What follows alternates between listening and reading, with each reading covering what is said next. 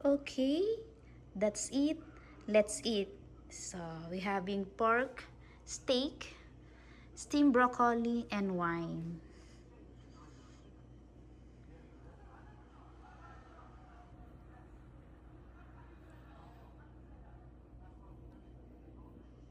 Kain na po!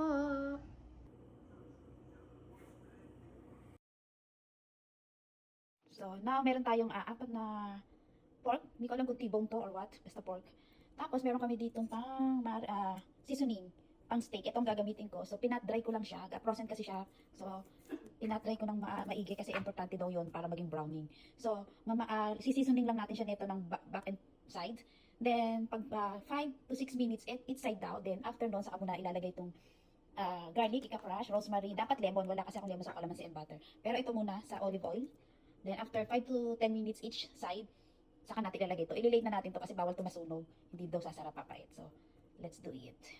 So, ayan. Ipat-dry muna natin ito ng maigi. Kailangan kasi, how many times na akong pat-dry yan. May itsure lang na sobrang pat. Ayan. Tapos, isisusunin natin siya ng Montreal steak. So, ayan na. Hindi ko na siya lalagyan ng salt and pepper. I think all in na to. So, sa kabilang side naman, natin siya lalagay. Tapos, stay lang na-shoot natin siya ng mga 10 to 20 minutes. So, lagyan natin siya. Tapos, okay, so both side na yan. Ayan. Both side ko na siyang nilagyan. Then, hayaan lang natin ng 10 to 20 minutes. Then, lalagyan natin ng oil sa fry. 5 to 10 minutes daw. Then, bago natin ilalagay yung crushed garlic, butter, rosemary. Late na yan, yung mga 2 to 3 minutes na lang kasi daw para hindi pumait. So, try namin ito guys. Seasoning. Actually, pang beef to.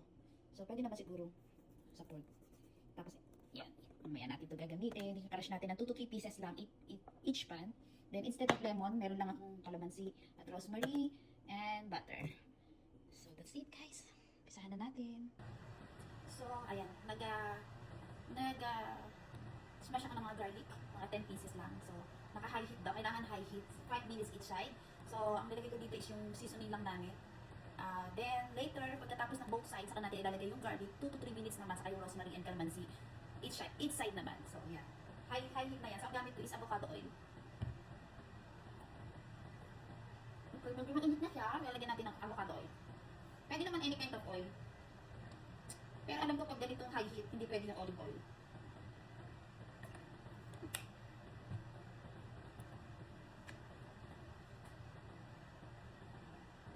Ayan, umuusok na siya. So, orasan natin siya ng 5 minutes. 5 to 7 minutes. Maximum 8 daw or 10. So, yan. Umuusok na. So, let's try.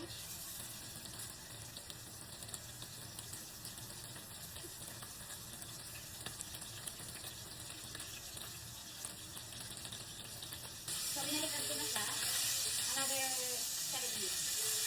Then, saka natin ilalagay yung butter, rosemary, and garlic. 2 to 2 minutes each time naman. So, yung ibabaw, ito na. Habang hinihintay natin yan, lalagyan mo na ng konting butter. Para natutunaw na siya. Butter muna and a little bit of rosemary. Kasi 2 minutes na lang siya eh. Konti lang. Para sumaburo. Little bit of rosemary. Then a little bit of lemon dapat. Wala kang lemon. So, ito na lang. Ito lang sa ibabaw ha. Huwag nilagay sa mantika. Then, pagbaliktad na, saka natin ilalagay yung garlic. Pagbaliktad na ulit. Ito na matunog. Okay, yung palitan ko mag-isa kawali. Kasi ito dito sticky sa alida na siya. Malakas ubusok. So, di ba naka-high kanina? Nag-high ko na siya. Pero mabaliktad natin. Lalagyan muna natin yung bawang. Ready? Then, baliktad natin.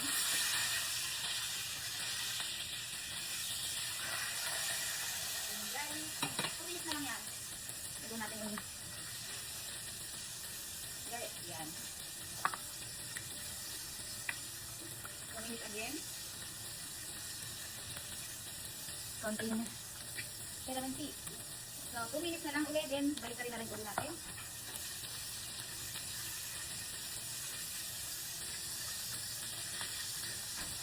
I think okay na yung 2 minutes na yun. Balik natin ulit.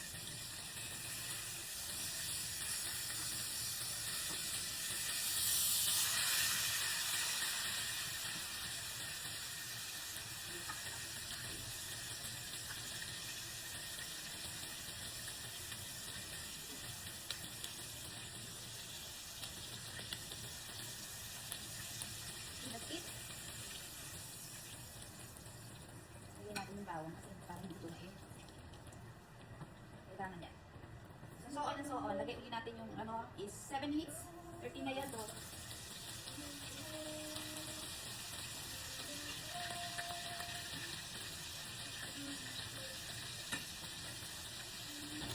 So guys, tinikman ko siya. Napakadambot niya, tapos hindi siya sa loob. Ayan.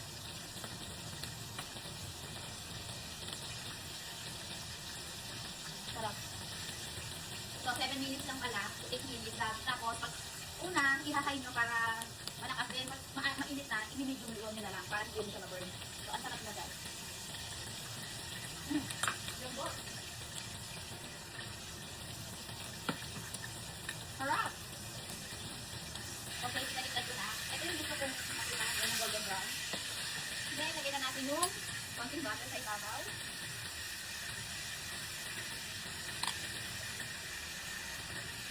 Rosemary. And lemon. Kung may lemon kayong buo, pwede mo ilagay kasabay ng bawang, yung garlic.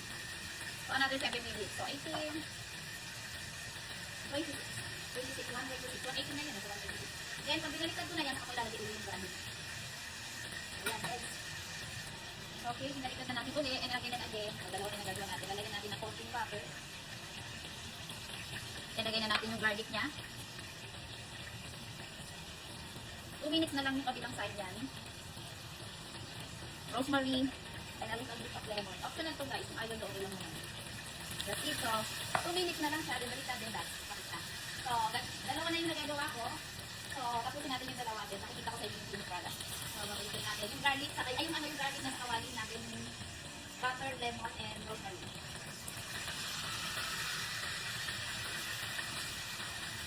Then, ganun lang guys.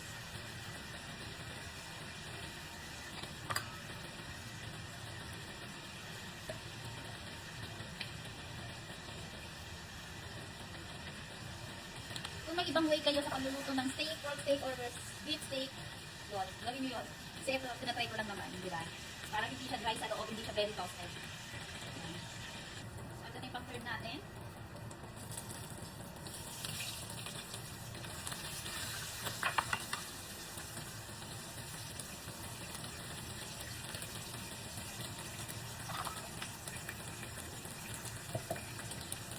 Ayan, now a little bit of calamansi. Gusto nyo ng medium rare, bawasan nyo yung 7 minutes, gawin yung 5 minutes.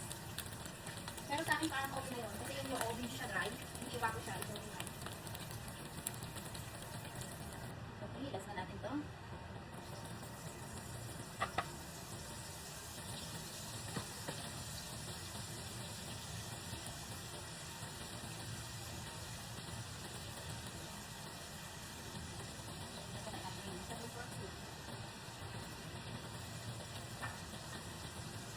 Okay, ito ang ating last.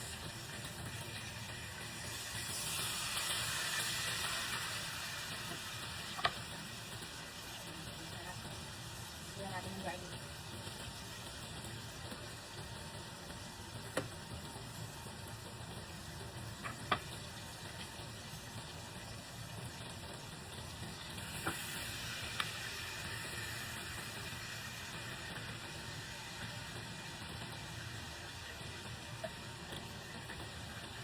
Okay, tapos ang ating pork steak.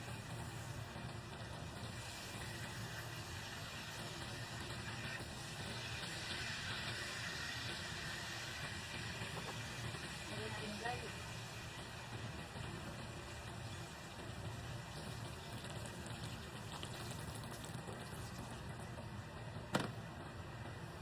Okay, ito na siya. Taternuhan na lang natin siya ng steam rice, saka mag-steam ako ng broccoli. So, it's not perfect, but I think it's good. Hindi siya dry, saka yung gusto ko na hindi visualize ko na brown and okay sa loob. So, that's it, that's it. So, steam tayo ng broccoli, pork steak. Thank you, babush!